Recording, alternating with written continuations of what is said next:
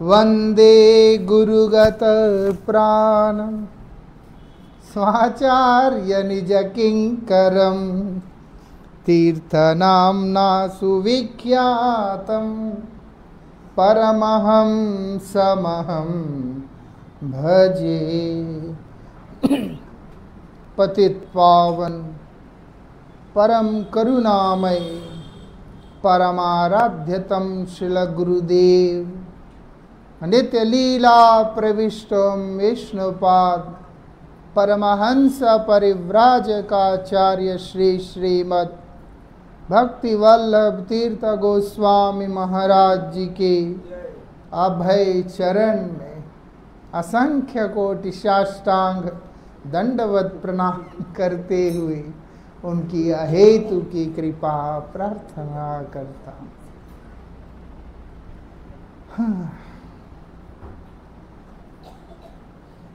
हम लोग जो भगवान के भजन करने के लिए गुरु वैष्णवों का आश्रय में आए हैं, तो हम लोगों को क्या करना है?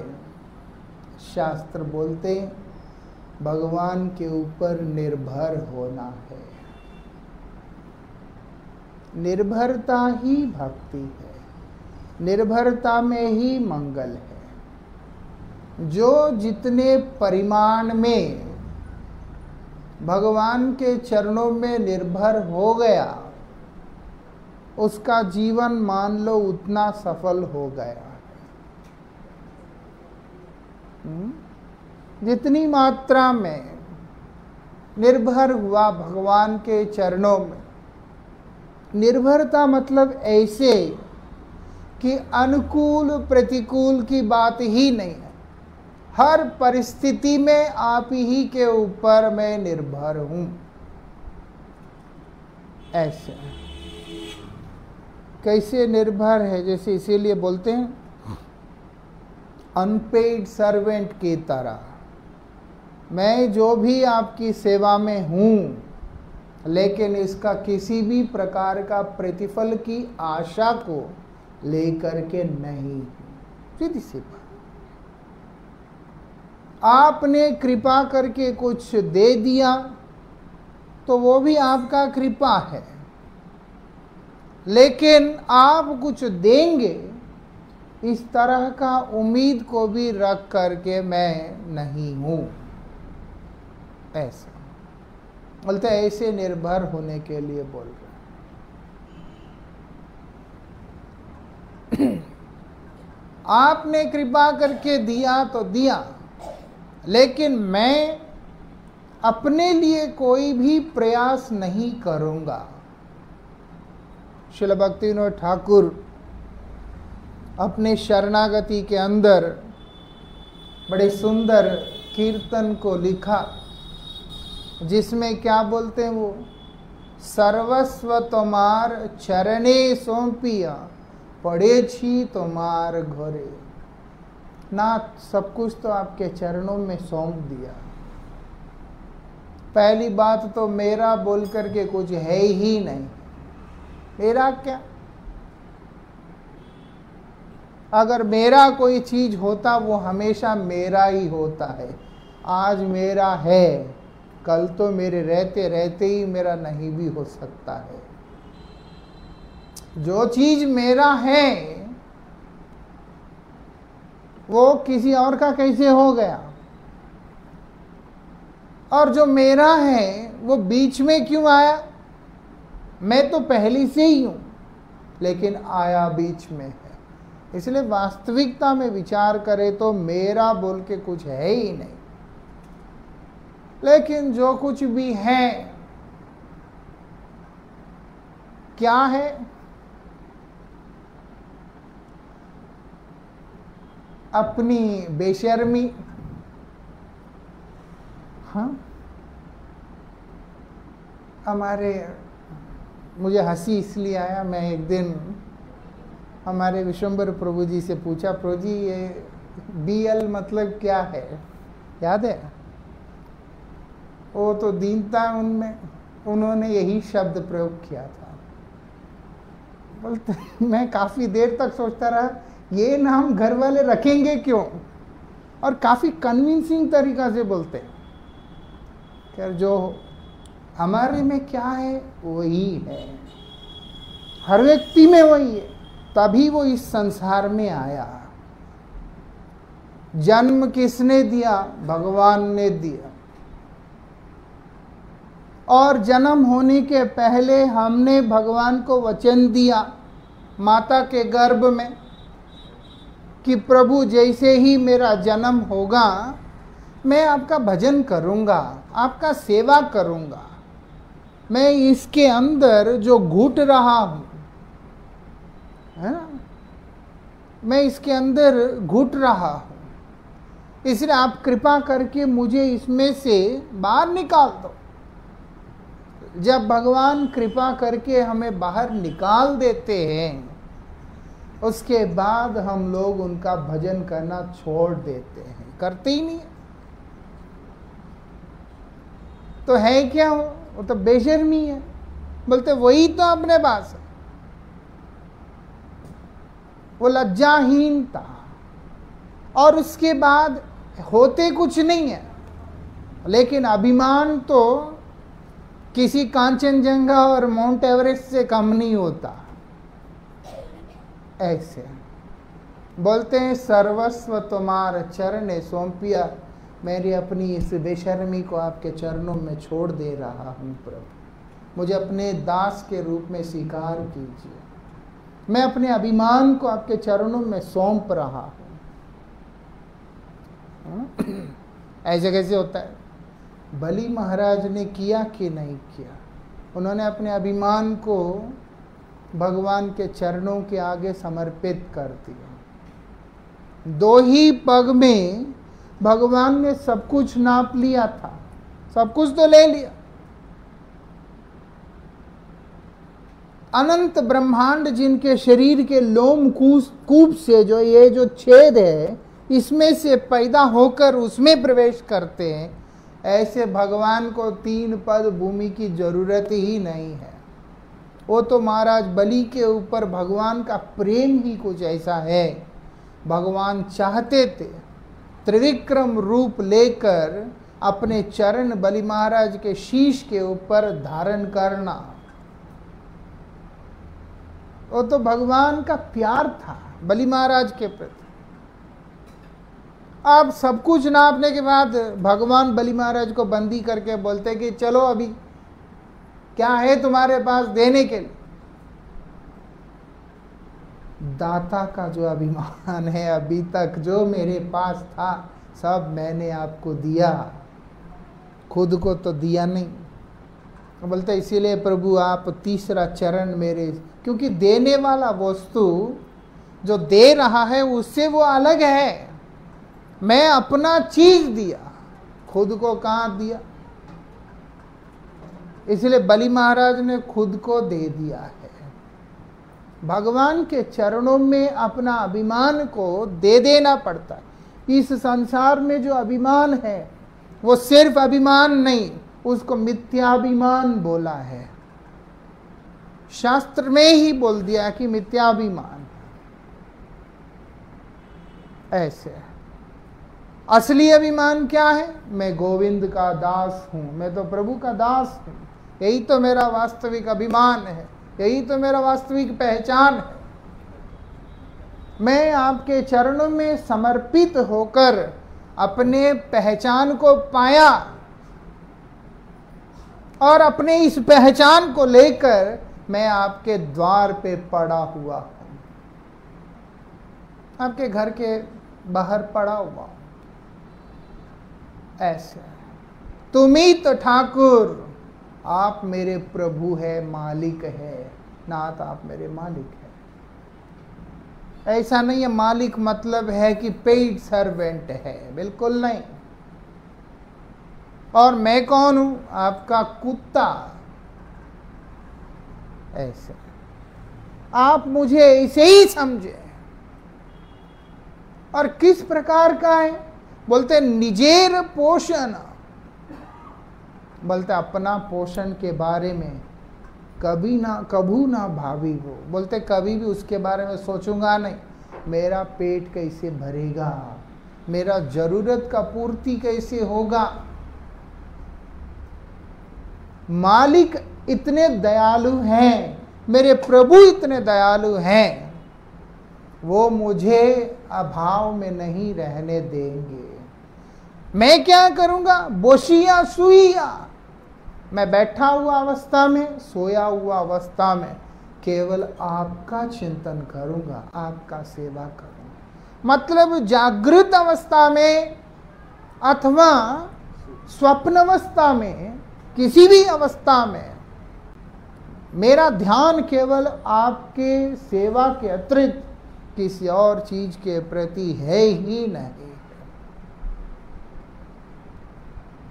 मैं अपने पोषण, अपने लाभ, अपने मतलब की बात कभी भी चिंतन नहीं करूंगा।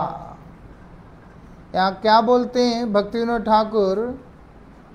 रही वो भावेर भरे, बोलते भाव में रहूंगा। कौन सा भाव में?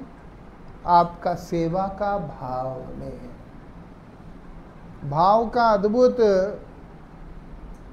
लक्षण है, उसमें से सबसे पहला ही ये है कि भाव एक ऐसी अवस्था है जिसमें साधक पल भर का समय भी उनके सेवा के बिना व्यतीत नहीं करता है। उसका टाइम बर्बाद करना नहीं अच्छा लगता। वो पल भर का समय भी कृष्ण सेवा के बिना उनको नहीं अच्छा लगता ऐसा। तो इसीलिए मैं क्या करूंगा? केवल आपकी सेवा कैसे हो सकता है उसी का चिंतन करूंगा। बोलते ऐसे निर्भर होने के लिए बोल रहे हैं ऐसा। महाराज ये टॉपिक जरूरी है, डेफिनेटली जरूरी है, मेरे अपने लिए जरूरी है ऐसा। मुझे बहुत सारी समस्याएं आती हैं, मुझे खुद को प्रेरित करना है। अब गुरुजी की तरह तो नहीं कमरे में बैठ के अकेले पढ़ के अपने आप को समझा लें। पढ़ता तो हूँ मैं ग्रंथ, तो ये कथा एक ऐसा मौका है जहाँ पर इस बात को अपने आप को समझाने का एक मौका मिलता है। श्रील गुरु महाराज जी बोलते हैं हरि कथा is for my own purification ऐसा। नहीं तो लोगों को खुश करनी है तो और कहानियां बोलने से भी हो जाता है ऐसा। खुद को समझाने के लिए कि भगवान पे निर्भर होके जीना। एक दिन श्रील गुरु महाराज जी बोलते हैं, वो मतलब ऐसे ही बोलते हुए गुरुजी ने एक बार कहा था। गुरुजी बोलते चोर को, लुटेरे को, हाँ, इन सब का पेट पालने वाला भगवान जो उनके ऊपर निर्भर होकर के रहता है, क्या उसका पेट नहीं भरेगा? उसको भूखा मार देगा? बिल्कुल सहजता से बोला, लेकिन शब्द कितना गंभीर है हम समझ सकते हैं इसको। सही बात है, वो चोर ही सही चोरी कर रहा है, लूटपाट कर रहा है, अपने कर्मों को बना रहा है, कर्म करने का अधिकार जो दिया है, लेकिन उसका जीवन निर्वाह कैसे हो रहा है? चोरी से नहीं हो रहा, भगवान की कृपा से हो रहा है। भगवान की कृपा ना हो, चोरी करने के बाद भी उसको खाने को नहीं मिलेगा वो ऐसा। और गुरुजी कहते हैं ऐसे ऐसे बेकार पापिष्ट लोगों का भी पेट को भगवान पाल रहा है, उनकी जरूरतों को पूरा कर रहा है। जो भजन करने के लिए आता है, भगवान का सेवा करने के लिए आता है, क्या उसको भगवान अन्याय करेंगे? बोलते कभी भी नहीं। हमें करना क्या है? उनके ऊपर निर्भर होना पड़ेगा। श्रील भक्तिविनोद ठाकुर बता रहे हैं, वो बोलते श्री कृष्ण भजने अनुकूल जहां काहे हो वो अनुरागी। मैं अनुरागी किस चीज का होऊंगा, मतलब रुचि किस चीज में रखूंगा, प्रेमी किस चीज का बनूंगा। और बोलते कृष्ण भजने अनुकूल जा। भगवान श्री कृष्ण के भजन में जो कुछ भी फेवरेबल है, भजन मतलब क्या है, भगवान की सेवा, ऐसा उपास्य वस्तु की सेवा। माता पिता का भजन मतलब माता पिता का सेवा, गुरु का भजन मतलब गुरु का सेवा, भगवान का भजन मतलब भगवान का सेवा, ऐसा। तो इसीलिए यहां पर बोले श्री कृष्ण भजने, मतलब श्री कृष्ण की सेवा के लिए जो अनुकूल है, अपने मनमर्जी से नहीं, जिस विधि से सेवा करने से कृष्ण प्रसन्न होते हैं, उस विधि के प्रति मैं अनुरागी होऊंगा। मेरा अपना कोई डिमांड नहीं, और अगर मैं सेवा भी करूंगा अपने मर्जी से भी नहीं करूंगा, आपके इच्छा के अनुसार करूंगा। ऐसी निर्भरता, ऐसी निर्भरता। इसीलिए साधन भी दो तरह से होता है। एक, मैंने किया और आपको अर्पण किया। एक तो मैंने किया और करने के बाद आपको समर्पण किया, एक। दूसरा, आपका हो करके किया। बहुत अंतर है दोनों में।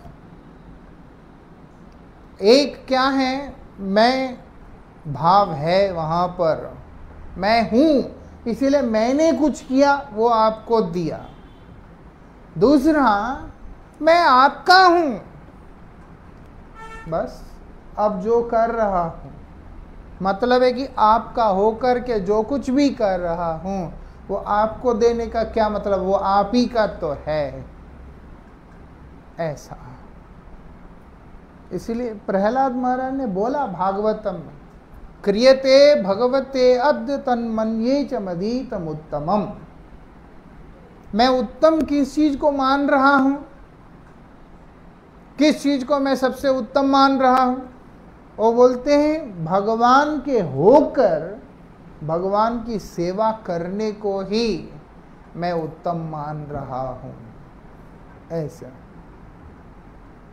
अब रसोई घर में भी बनाते हैं, रसोई मठ में भी बनाते हैं। घर में भी लोग खाता है, मठ में भी लोग खाता है। घर में भी सोते हैं, मठ में भी सोते हैं। कई सारी चीज व्यावहारिक जीवन में बहुत सारी चीजें कॉमन है, क्योंकि शरीर एक जैसा है, उसकी जरूरतें एक जैसा है, सब कुछ है। अंतर क्या है, वो तो मठ है जी, गुरुस्थान है जी, ये घर है जी, वो तो है। अंतर क्या है, घर में रहने वाला एक व्यक्ति के अंदर, देखिए ये बातें एक सद गृहस्थी और सद मठवासी को केंद्र करके है। मेरे शब्दों से कोई गृहस्थ व्यक्ति यह ना सोचे कि हमें छोटा दिखाया जा रहा है, वो मुझको पसंद नहीं है। एक सद गृहस्थ हो और एक सद ब्रह्मचारी की बात हो रहा है। घर में रहने वाला एक गृही व्यक्ति, घर का स्वामी कौन है, वो है उधर पिता है, पति है, जो भी घर के अंदर जो आदमी, जो मेन पर्सन, फर्स्ट पर्सन, वो है। मेरा घर, मेरा पत्नी, मेरा बच्चा, इसको कोई डिनाई कर ही नहीं सकता, ऐसा। और उसके बाद जो कुछ भी किया जाता है घर में, कहीं ना कहीं पत्नी की खुशी, जिसमें अच्छा लगता है, पति को जो अच्छा लगता है, बच्चों को जो अच्छा लगता है, और जो अतिथियों को जो अच्छा लगता है ना, उसी हिसाब से किया जाता है। क्या भोग लग रहा है? आए हुए अतिथियों के स्वाद के अनुसार बना के भोग लग रहा है। भोग तो भगवान को दे रहे हैं, सेवा कर रहे हैं, सब कुछ हो रहा है, ऐसा नहीं कि नहीं हो रहा। लेकिन अंतर देखो, मठ के अंदर भोग लगने के बाद जब बाहर नहीं आता तब तक 90% लोगों को पता भी नहीं होता है कि रसोई क्या बना है। वहाँ ये नहीं है आए हुए गेस्ट से पूछते कि भाई तुमको कौन सा सब्जी पसंद है और लाओ, उसके बाद उसको बनाओ ना। वहाँ पर भगवान को भोग लगाने के लिए बनाते हैं और भोग लगने के बाद वो प्रसाद बाहर आता है और वही सब लेते हैं। अब प्रसाद भोग लगने के बाद जब बाहर आ गया तो कोसा कोसा प्रसाद रहता है और जिसको मिल गया गरम सा थोड़ा सा मिल गया तो खा लिया, नहीं है तो ऐसा नहीं है कि रिश्तेदार आए चलो भाई थोड़ा सा गरम गरम कर दो ये वो करके, ना। अभी तो एक चूल्हा बाहर अलग रख देते प्रसादी को थोड़ा सा गरम करने के, लेकिन आइडियली तो ऐसे है ही नहीं। कारण क्या है? भोग लगेगा भगवान को, गरम अच्छा खासा जो भी बनेगा ताजा सा वो भगवान को भोग लगेगा, ऐसा। और उसके बाद जो बाहर आता है वो लोग लेते हैं।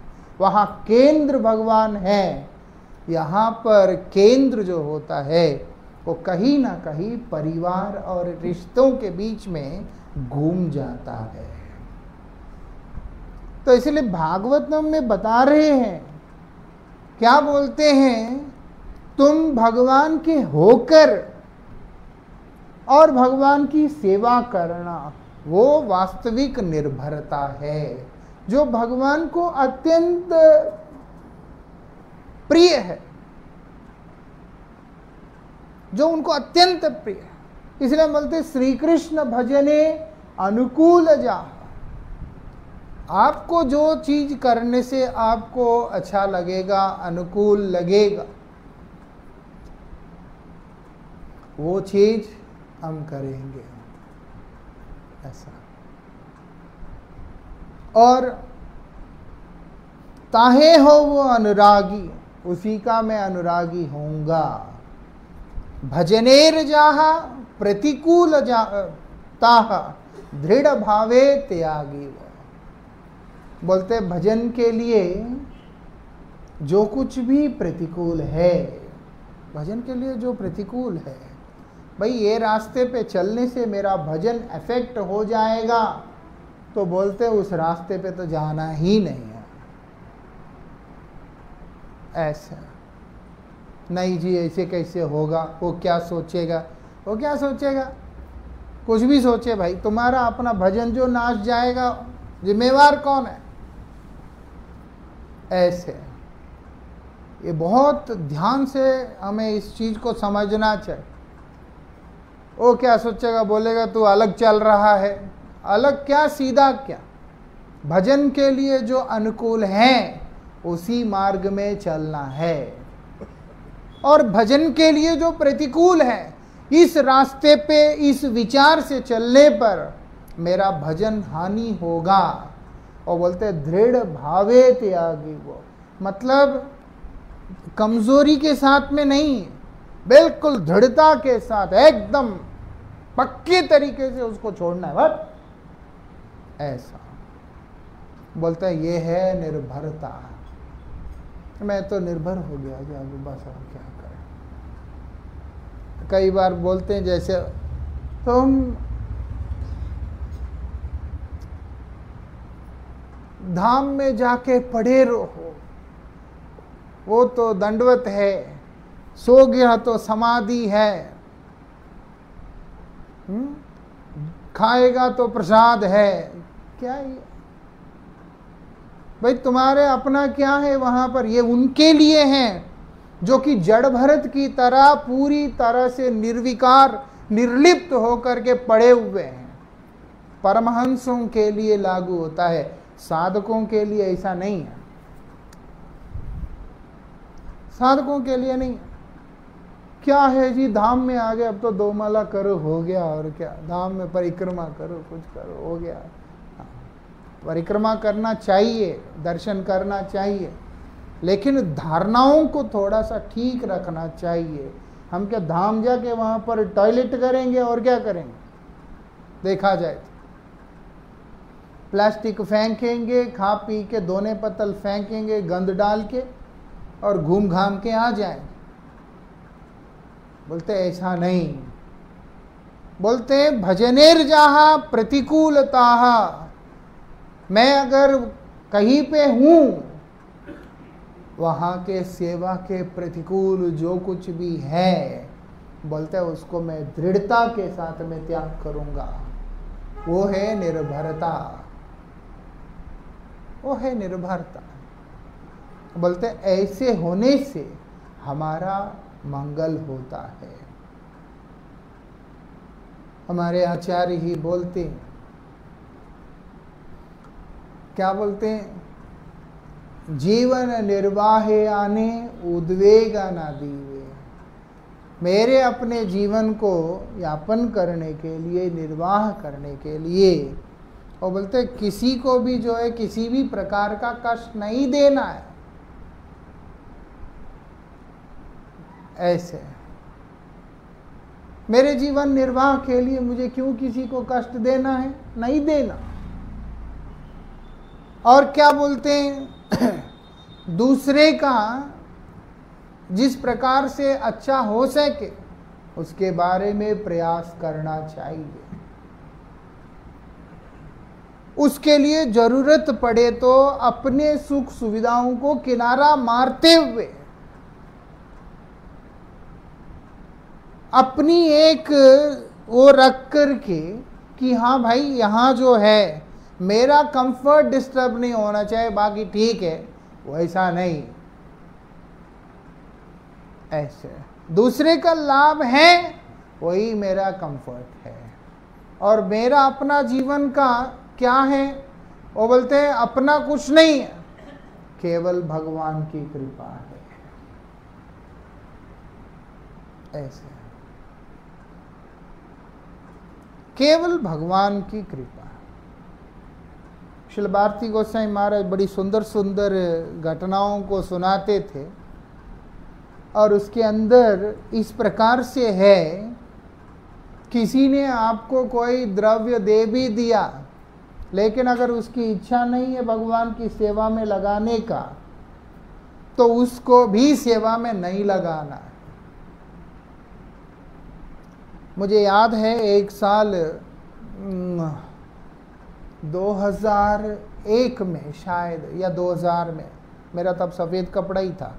हम वृंदावन आए थे, परम पूज्यपाद भक्ति सर्वस्व निष्किंचन गोस्वामी महाराज जी के साथ में मैं वृंदावन आया था सेवक बन के। First time.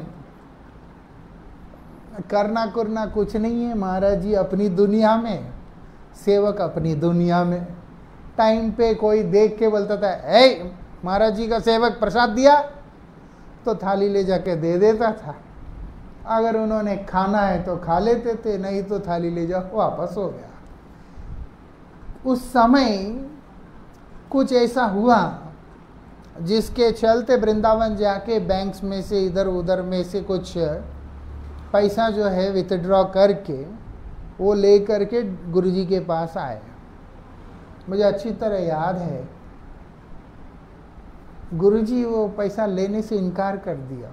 गुरुजी को दिया, क्योंकि जिसके नाम पे था वो व्यक्ति जब भी गुरुजी पूछते हैं वो बोलते पैसा तो है नहीं, पैसा तो है नहीं, पैसा तो है नहीं, ऐसे बोल देता था। तो गुरुजी को भी खर्चा करना पड़ता था, क्योंकि पैसा है ही नहीं है।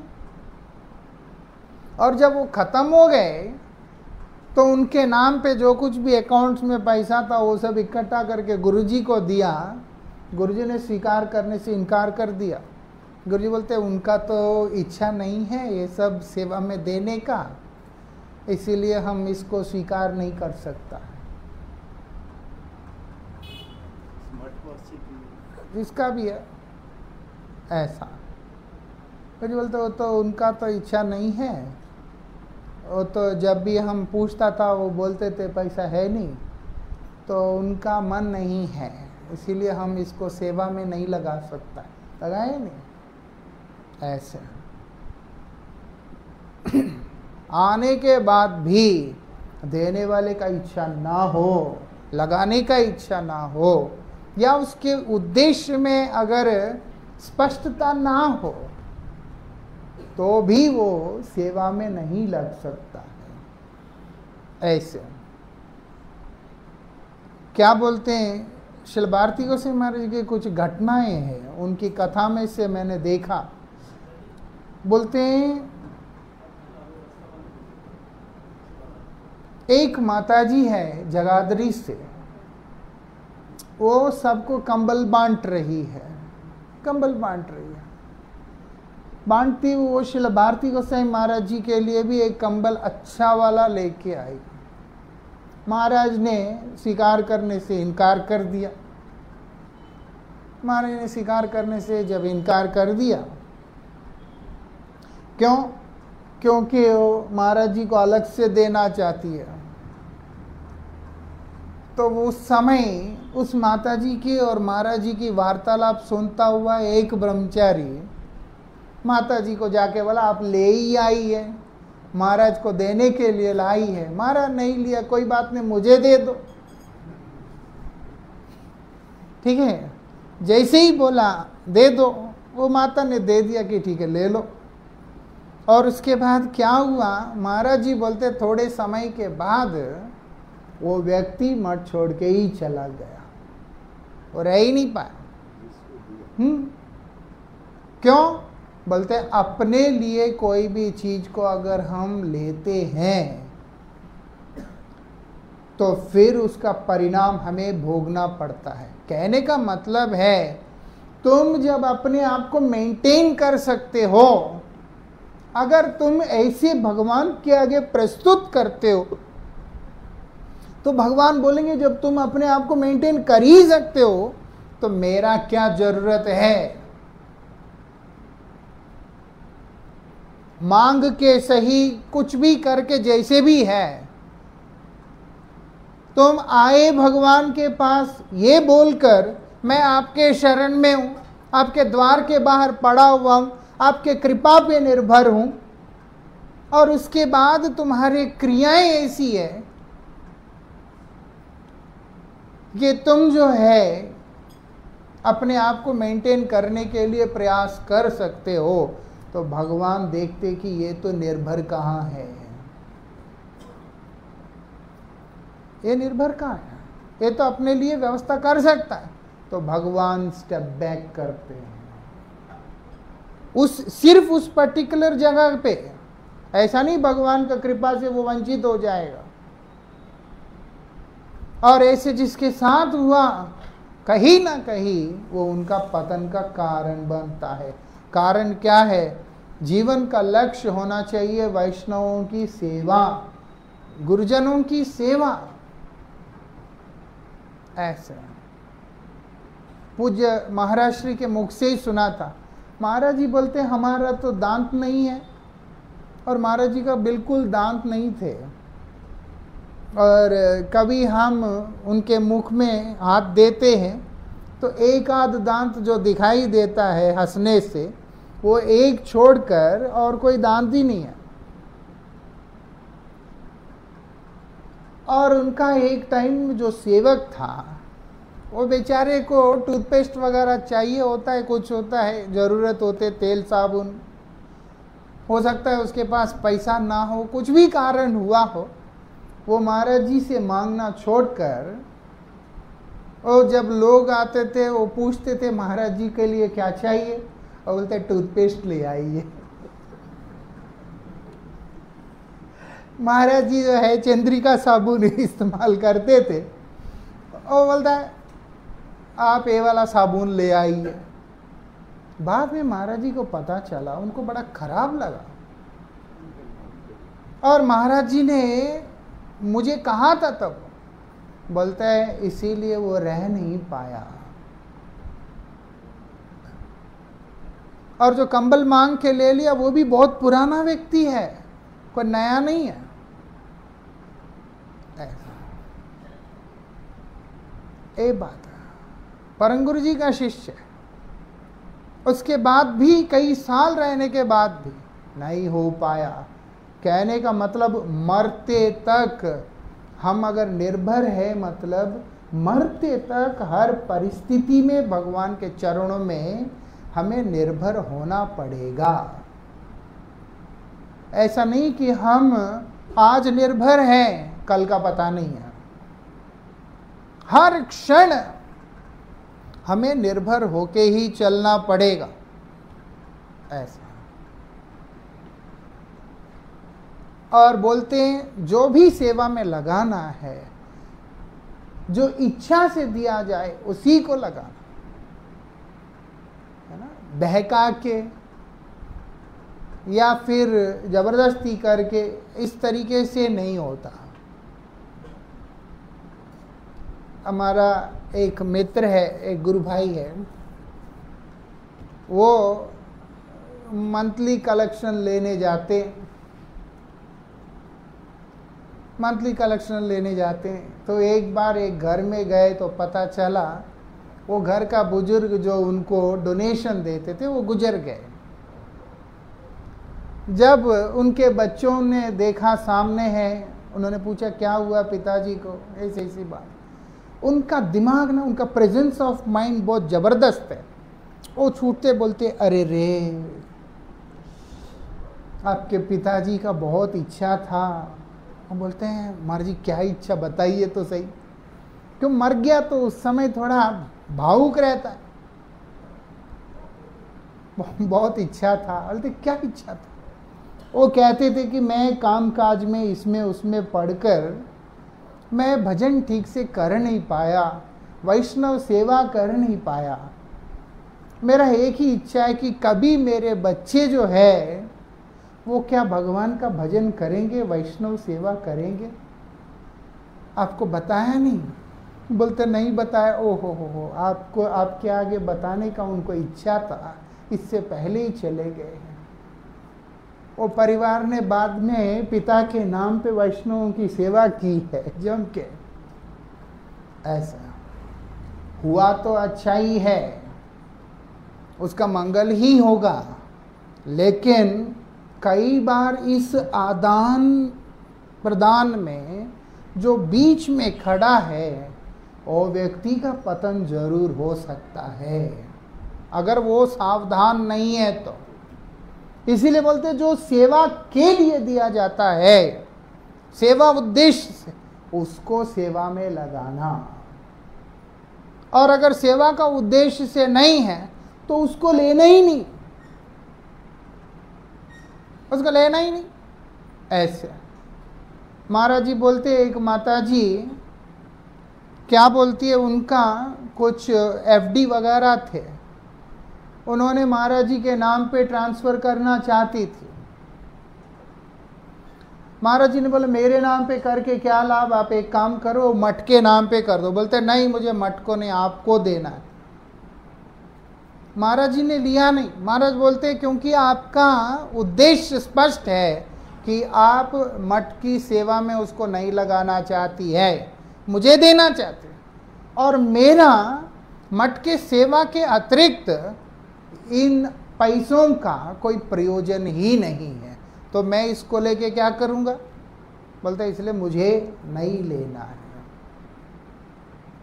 ऐसा हमारे भी कुछ मित्र होते हैं, कोई वो हमको पैसा देते हैं तो बोलते हैं ये ना आपके खर्च के लिए, सब कुछ तो गुरुजी खिला रहे हैं, उनका नाम बोल के तो पेट पल रहा है, अलग से क्या खर्चा है। और मेरा तो वैसे भी कोई पूरा साल में मुझे लगता है ज़्यादा से ज़्यादा 100 रुपये ही होता होगा, मैं कहीं से जाके कुछ खरीदूं, नहीं तो सारे तो यही लोग करते हैं। है ही नहीं है, कोई खर्चा ही नहीं है। कुछ भी खाना है, क्या आदमी का ज़रूरत होता है, पहनना खाना यही होता है। वो सब तो अपने आप भक्त लोग ला करके दे देते हैं गुरुजी की कृपा से, फिर और क्या खर्चा है। ऊपर से अलग से कोई खर्चा नहीं है। इसीलिए मुझे भी डर लगता है ये सब सुनने के बाद। जब भी कोई व्यक्ति मुझे स्पेसिफिकली आपके लिए बोल के देता है, मैं मेक श्योर करता हूँ कि वो जो पैसा है वो इधर उधर ना हो, वो भगवान की सेवा में ही जाए। हम क्यों नरक में जाए किसी के 1500 के चक्कर में? नहीं, कौन सी बिल्डिंगें बन रही है, मान लो अगर 10-20 हज़ार भी दे दिया तो ऐसे। एक दो अंग्रेज है, और लोगों का ऐसे ही दिया हुआ पैसे से मैंने किताबें छपाया गुरुजी का, और कई सारे तो फ्री में ही बांटा, क्योंकि मुझको तो मिल गया पैसा, और क्या करना है मैंने। ऐसे मेरा लाभ हुआ, ऐसा नहीं कि मैं कहता लाभ नहीं हुआ। मुझको 4 लाख रुपए मिला था एक बार। बोला कि जो मर्जी कर लो। मैंने बोला कुछ भी कर लूँ? बोलते हैं हाँ। अंग्रेज थे। बोला आपको अगर जला के खुशी मिले तो आप ये पैसे को जला दो, हमें प्रॉब्लम नहीं है। और मैं फिर 4 लाख से 4-5 किताब छपाया गुरुजी का। गुरुजी का छपाया, मैंने अपना नहीं छपाया। लेकिन गुरुजी की इतनी कृपा है, जब मेरा किताब छापने का बारी आया, 2 किताब छपाया था। एक का लगा 50,000, दूसरे का लगा 65,000। वो मुझको सामने से बिना मांगे गिफ्ट में मिल गया था कि ये किताब हम छपाएंगे करके। जो मेरे हाथ में पहले मिला था वो मैंने सारे गुरुजी की सेवा में लगा था। हम अगर भगवान पे निर्भर होने का प्रयास करते हैं, मैं तो दावा तो नहीं कर सकता कि मैं निर्भर हूं, लेकिन गुरुजी से सुनकर, महाराज जी से सुनकर एक कदम उस दिशा में डालने का प्रयास करने से ही गुरुजी विश्वास टूटने नहीं देते हैं, काम बना देते हैं। ये विशेषता है। ऐसा नहीं तो लोग उस समय बोल रहे थे कौन देगा पैसा, और उसके बाद छाप के फ्री में बांट देगा तो बाद में दोबारा छापने के लिए पैसा कहाँ से आएगा, जमा करो कुछ, बहुत सारी बातें बोलने लगे। तो हमने कुछ परवाह किया नहीं, जो आया लगाते गए, आ गया। ऐसा निर्भर होने से वो सिरदर्दी भगवान का होता है कि भाई ये तो मेरे पे निर्भर है, इसको मैं कैसे भूखा मार दूं।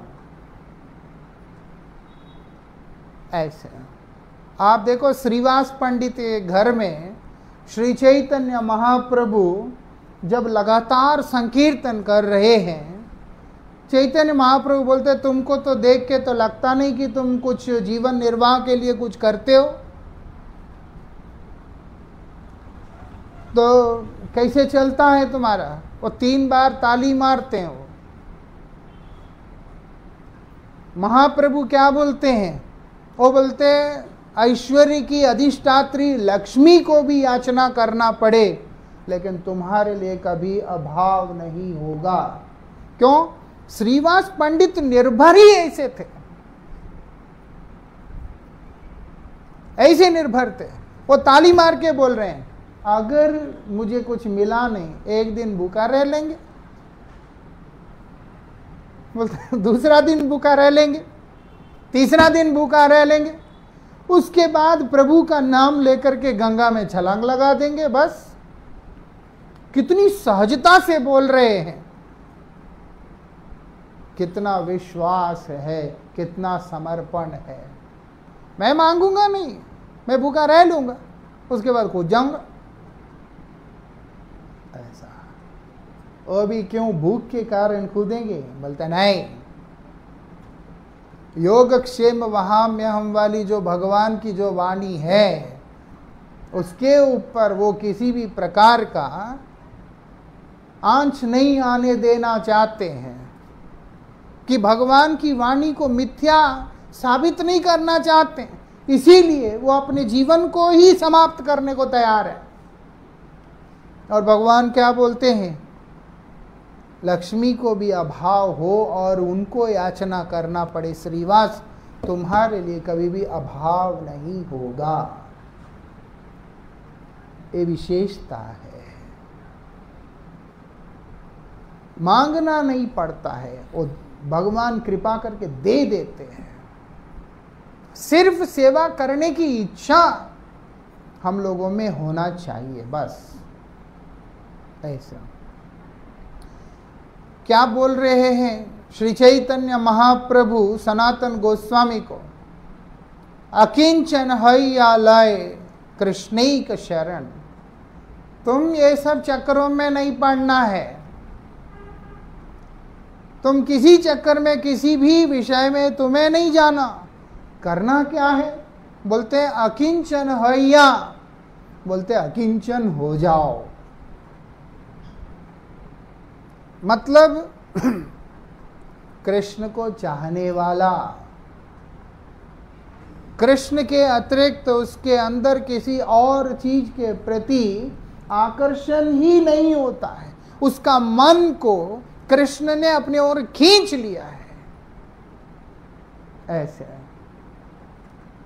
इसलिए बोले अकिंचनी कृत्य पदाश्रिताम्या, और बोलते हैं उनके चरणों में आश्रय ऐसे ले लिया जिसके बाद भगवान ने उसको अकिंचन बना दिया। मतलब क्या है?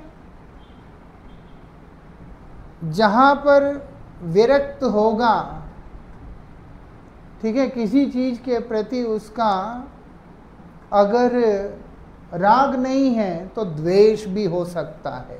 ये द्वंद्वमय संसार है, या राग होगा या द्वेष होगा। बोलते हैं ये राग द्वेषों से अतीत एक ऐसी अवस्था जहां पर केवल प्रभु के प्रति, भगवान के प्रति प्रेम की अवस्था है। उसके अंदर चाहत है, ऐसा नहीं कि वो नहीं चाहता।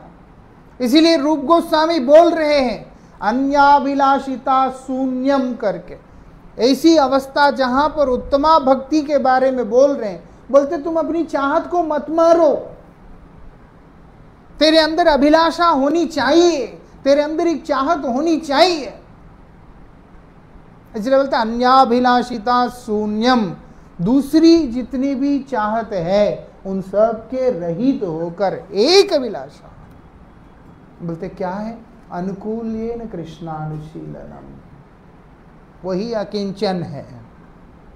मैं अपने प्रभु से प्रेम करना चाहता हूं, उनका सेवा करना चाहता हूं, लेकिन कैसे? बोलते हैं अनुकूल्येन, जिस रीति से करने पर उनको आनंद मिलेगा। कृष्ण ऐसे बनाते हैं व्यक्ति को, कृष्ण ऐसे बनाते,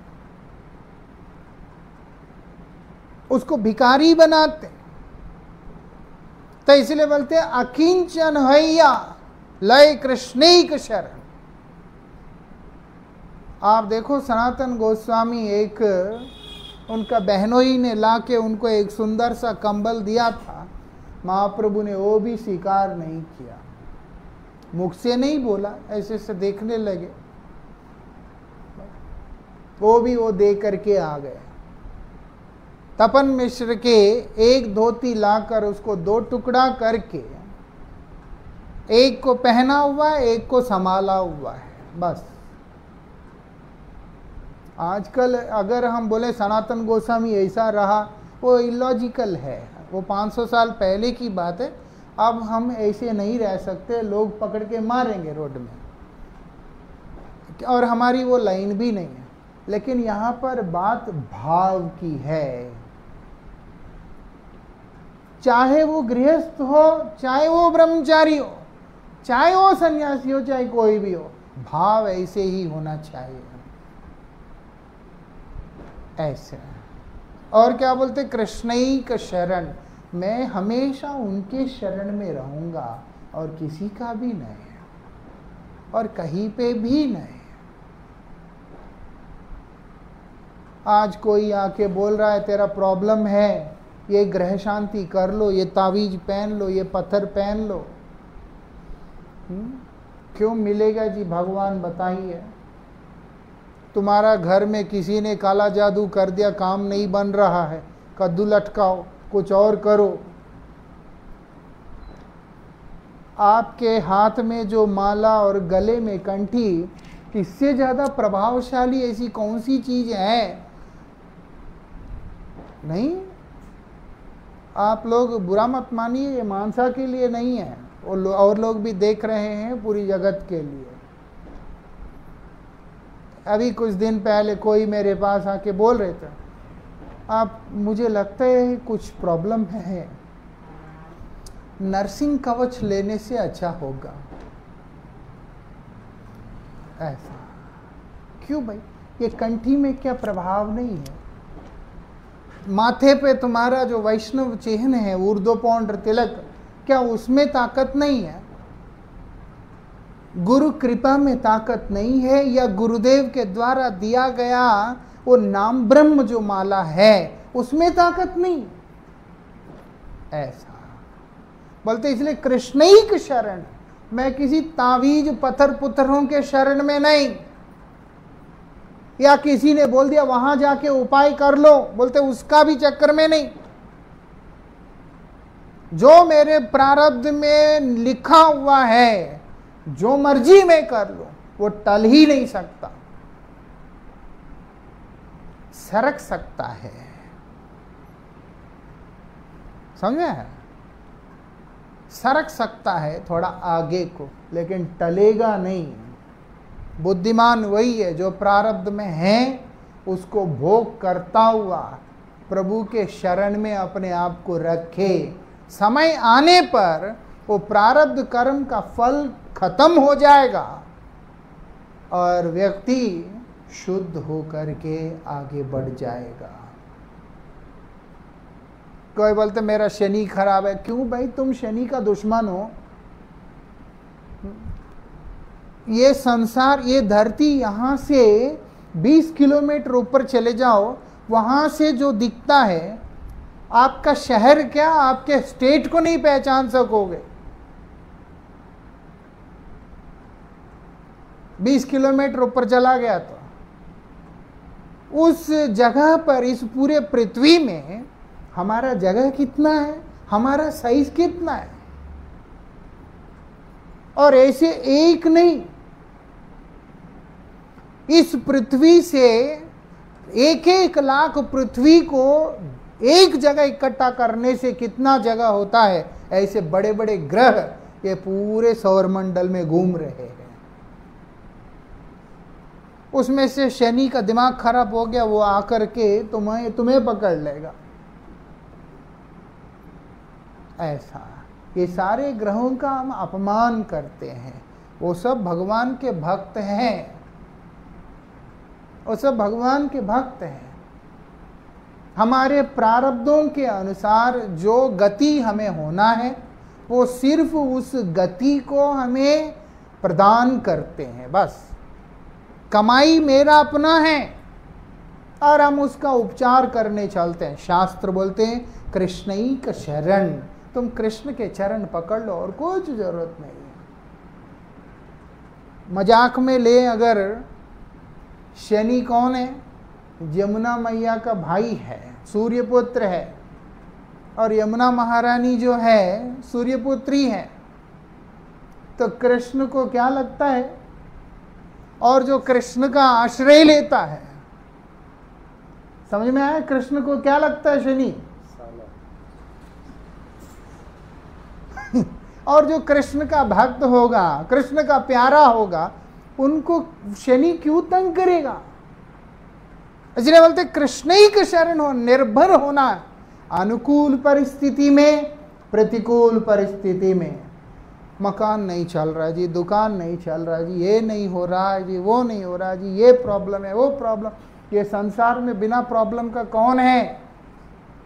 हमारे आचार्य बोलते हैं अपने सुख को, अपने आनंद को बर्बाद नहीं करना है। उसको बर्बाद नहीं करना है। क्या करना है? बोलते भगवान के शरण में अपने आप को रखो, बस। और जो कुछ भी उनकी सेवा के लिए तुम्हें अनुकूल लग रहा है अपने से या अपनों से, उसको सेवा में लगाओ, सेवा करो, बस आगे बढ़ो। ऐसे अपने दिमाग चलाने की जरूरत ही नहीं। बोलते हैं भगवान के पूर्ण कृपा का अधिकारी हम लोग बनेंगे, भगवान के पूर्ण कृपा का अधिकारी बनेंगे। भगवान कभी उस व्यक्ति को त्याग नहीं करेंगे, उसको छोड़ेंगे ही नहीं भगवान, क्योंकि वो जानते हैं मेरे अलावा इसका कोई नहीं है। एक बार भगवान को इस बात का अनुभव कराना है कि प्रभु आपके बिना मेरा कोई नहीं है। और भगवान की ये विशेषता है, ये यथा माम प्रपद्यन्ते तांस्ततैव भजाम्यहम्। अगर हम बोलते हैं आपके अलावा मेरा कोई नहीं है, तो भगवान बोलते तेरे अलावा मेरा भी कोई नहीं है। और कुछ बाकी है उसके बाद? अगर हम उन पे निर्भर होते हैं, अद्भुत बात है कि भगवान हम पे निर्भर होंगे। हम मतलब भक्त के ऊपर निर्भर होंगे, कहने का मतलब हुआ भक्त के प्रेम के ऊपर निर्भर होंगे। और भक्त प्रेम से जैसे उन्हें चलाता है, भगवान ऐसे ही चलते हैं। नहीं तो यशोदा मैया कान मुंह रोड़ देती है, बोला चल। कृष्ण का हिम्मत हुआ यशोदा मैया से अपने आप को छुड़ाने का, ना? कान पकड़ लिया ऐसे करके, बोला चल, और डंडा दिखा रही है। डर रहे हैं, लेकिन यशोदा मैया से अपने आप को छुड़ा नहीं पा रहे हैं। क्यों छुड़ा नहीं सकते? वास्तविकता में बोलो तो छुड़ा नहीं सकते हैं, क्योंकि वो यशोदा मैया का बंधन है, प्रेम का बंधन है। चौराग्रगण्याष्टकम में बोलते हैं ना, आप, मैं मानता हूं आप जो है यमपाश को तोड़ सकते हैं, भवपाश को तोड़ सकते हैं, बोलते, लेकिन ये भक्ति का जो बंधन है आप उसको नहीं तोड़ सकते। ऐसे बोल रहे हैं वहां पर चौराग्रगण्याष्टकम में। यमपाश को तोड़ना आपके लिए आसान है, लेकिन नाथ भक्ति का जो बंधन है, एक भक्त अपने हृदय में जो बांध के रख देता आपको, उसको आप नहीं तोड़ सकते। ऐसा भक्त जैसे भगवान के चरणों में प्रपन्न हो जाता है, निर्भर हो जाता है, भगवान भी अपना प्रेम को भक्त के प्रति ऐसा ही अभिव्यक्त करता है, उसके ऊपर निर्भर होकर। भक्त जहां बोलेगा चलो तो चलता है, भक्त जहां बोले खा लो तो खाता है। कितनी सारी घटनाएं, रघुनंदन ठाकुर भगवान को बोल रहे हैं लड्डू दे करके खाओ इसको, और खाना पड़ रहा है उन्हें। वो जो छोटा ब्राह्मण भगवान को बोलता चलो, आप 2000 किलोमीटर चल के विद्यानगर तक पहुंच गए कर्नाटक में, वृंदावन से। मजाक है? यही तो विशेषता है निर्भरता का, यही तो विशेषता है समर्पण का, यही तो विशेषता है प्रेम का। एक भक्त के लिए रथ का पहिया उठा के दौड़ने चलते हैं, एक भक्त के लिए खीर चोरी करके बैठ जाते हैं। ऐसा कितनी लीलाएं भगवान की, ये सारी लीलाएं सत्य उनके आगे होते हैं जो लोग सर्वतो भावेन हर प्रकार से प्रभु के चरणों में समर्पित है, पूर्ण रूप से निर्भर है। मेरा अपना कुछ भी नहीं है, मेरा जीवन केवल आपकी सेवा करने के लिए है। सेवा करते करते करते करते जब समय आएगा मैं अपने अंतिम श्वास का त्याग करूंगा। हमारे परमाराध्य परम गुरु महाराज जी जब अस्वस्थ हैं कलकत्ता मठ में, परम गुरु महाराज जी क्या बोलते हैं? परम गुरु जी को बोला था आप हरिकथा वगैरह नहीं करना है। चलो उस अवस्था के अंदर जो सेवा शारीरिक रूप से हो सकता है वो तो हरिकथा का ही सेवा हो सकता है, अन्यथा परम गुरु महाराज जी ने अपने अवस्था के अंदर ऐसी सेवा की है जो कोई कर ही नहीं सकता। हम जानते हैं उसके बारे में। और वही परम गुरुदेव वहां पर बोल रहे हैं, भजीते भजीते समय आसीले ये देह छाड़िया दिवो। मतलब क्या है? भजन करते करते, मतलब सेवा करते करते करते जब समय आएगा तब मैं इस शरीर को त्याग करूंगा। श्रील गुरु महाराज जी भी आखिरी, ऑलमोस्ट आखिरी हरिनाम दीक्षा एक तरह से, और उस दिन बहुत सारे व्यक्ति थे, तो यज्ञ के धुआं वगैरह से थोड़ा गुरुजी को आंखों में थोड़ा सा जलन जैसा भी होने लगा था। वो धुआं जब आता है कुछ आंखों में, तो मैं प्रणाम करने गया और कोई थे वहाँ पर, याद नहीं मुझे, गुरुवर्ग है कोई, बोलते महाराज आपको बहुत आज असुविधा हो गया, थकावट हो गया है। तब गुरु महाराज जी जिस हिसाब से बोल रहे हैं वो शब्द इस बात को पुष्ट करते हैं कि मैं एक गुलाम हूँ, मुझको ये सेवा दिया गया है और इसीलिए इस सेवा को मुझे करना है। वहाँ पर ये सब कैसे देखेंगे? आंख जल रहा है, वो हो रहा है, बोलते नौकर ये सब कहाँ देखता है? इस तरीके का विचार गुरुजी ने दी आखिरी समय में। कहने का मतलब इस तरीका से जो निर्भर हो जाता है वही व्यक्ति का जीवन धन्य होता है। कृष्ण उनको अपना लेते हैं, ऐसे अपना लेते हैं, उसके बाद फिर कहना ही क्या है, ऐसा जीवन धन्य हो जाता है। इसलिए कभी कोई परेशानियां आए, कोई बोले केतु का कर लो, शनि का कर लो, इसका कर लो, सारे ग्रहों का एक उपचार है, वो है हरिनाम। और ये जीवन की सार्थकता है हरिनाम में, भगवान के नाम में। जो मर्जी कर लीजिएगा, भगवान की कृपा ना हो जीवन का एक भी कलेश खत्म नहीं होगा। कोई सोचे कि नहीं कुछ और उपाय करके हो जाएगा, नहीं होगा। इसीलिए भगवान के ऊपर निर्भर होने में ही मंगल है, इधर उधर भटकने से अच्छा। वृंदावन विहारी लाल की।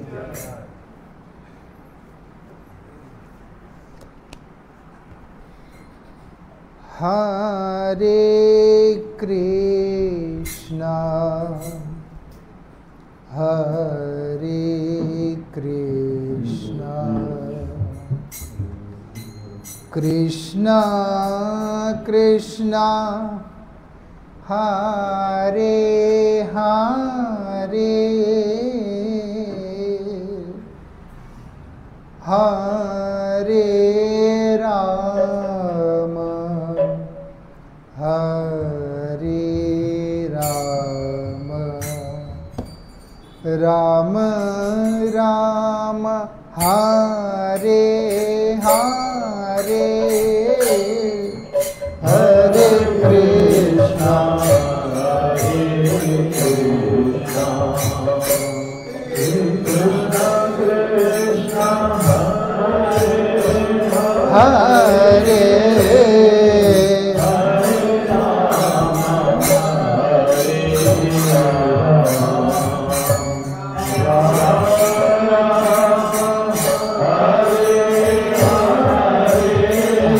हरे कृष्णा हरे हरे कृष्णा कृष्णा कृष्णा हरे हरे हरे राम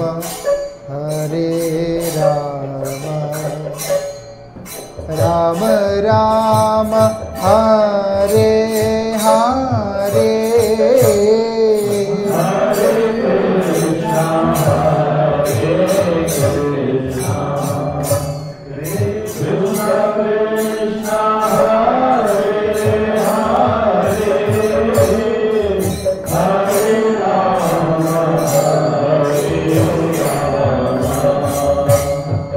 राम राम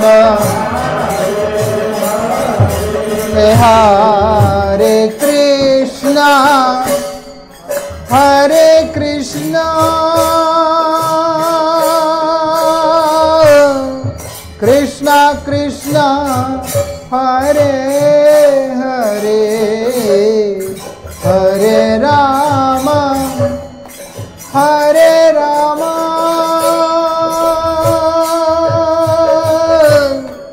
राम राम हरे हरे।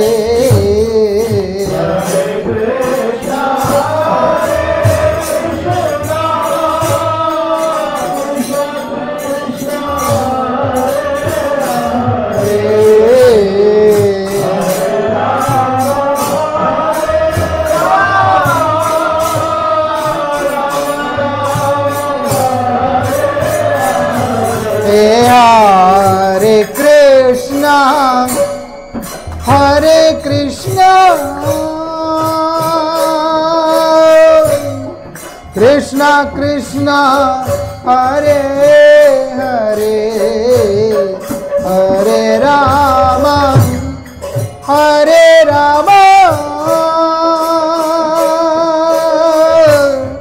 राम राम हरे हरे।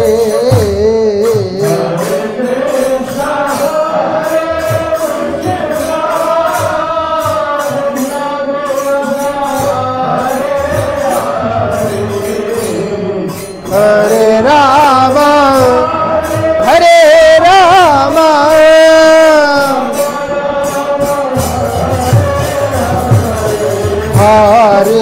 कृष्णा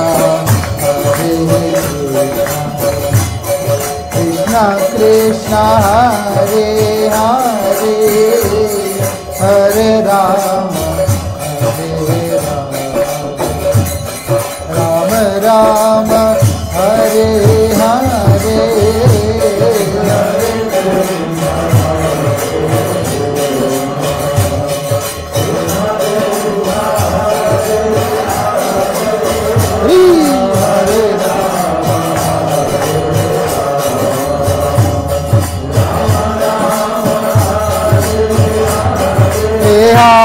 हरे कृष्णा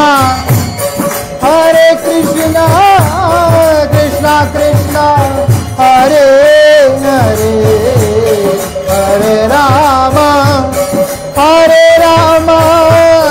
राम राम हरे हरे। हरे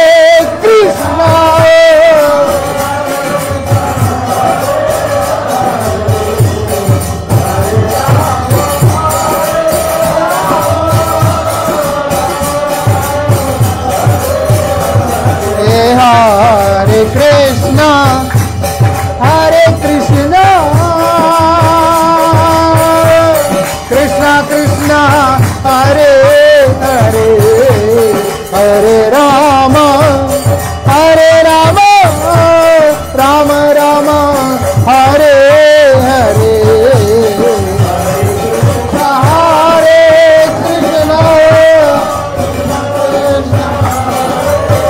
हरे हरे राम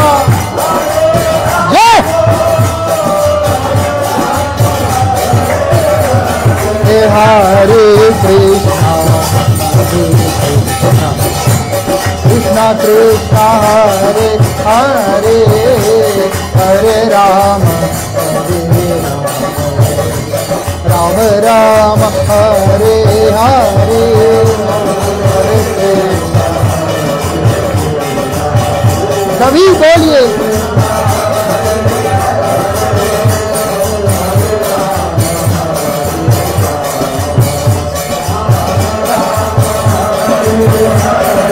हरे कृष्णा कृष्णा कृष्णा हरे हरे हरे राम राम राम हरे हरे।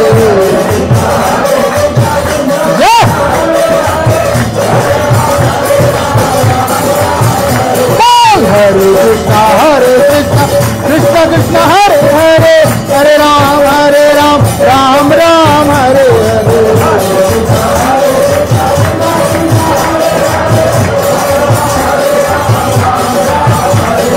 हरे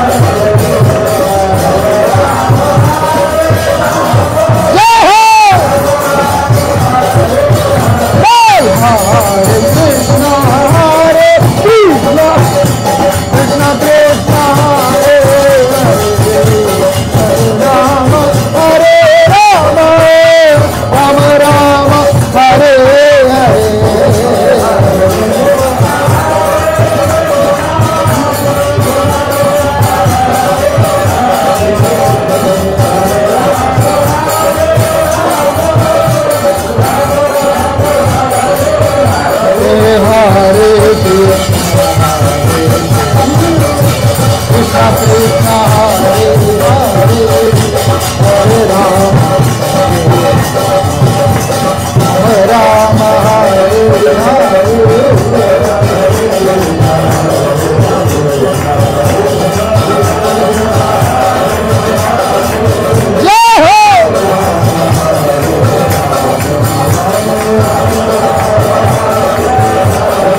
हरि बोल हरि बोल हरि बोल हरि बोल हरि बोल हरि बोल हरि बोल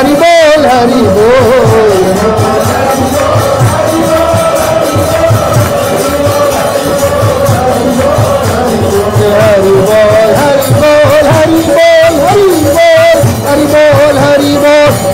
हरि बोल हरि बोल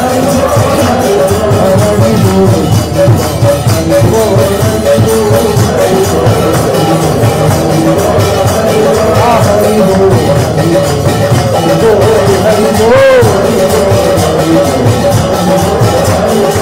हरि हरि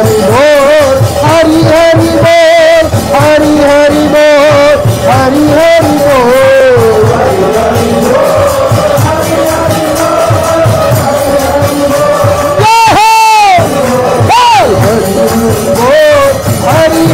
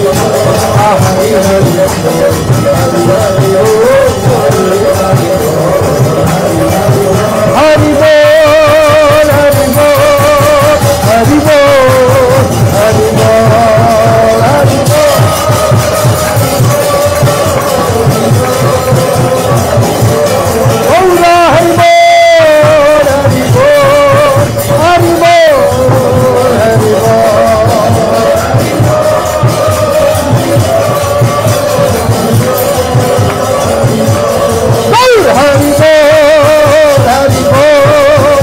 बोल हरि हरि बोल हरि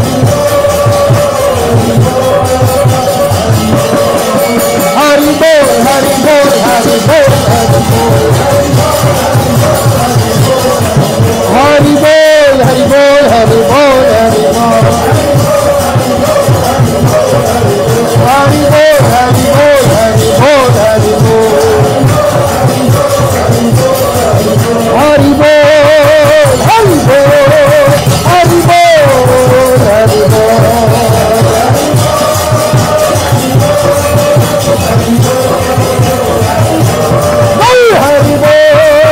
हरि हरि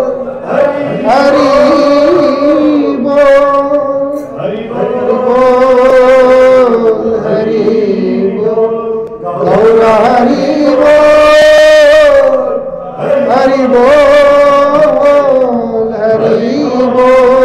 हरि हरि हरि एक आखिरी चीज सब याद रखना, गुरुदेव से ज़्यादा सगा कोई नहीं है और भगवान से ज़्यादा सगा कोई नहीं है। भगवान के चरणों में रहते हुए भी अगर कष्ट अनुभव कर रहे हैं तो ये मान के चलिएगा, संसार में रहते, संसार के होके रहते तो आत्महत्या करने वाला नौबत आ सकता था। बहुत बड़ी कष्ट को भगवान के शरण में रहने से भगवान उसको बहुत हल्का कर देते हैं।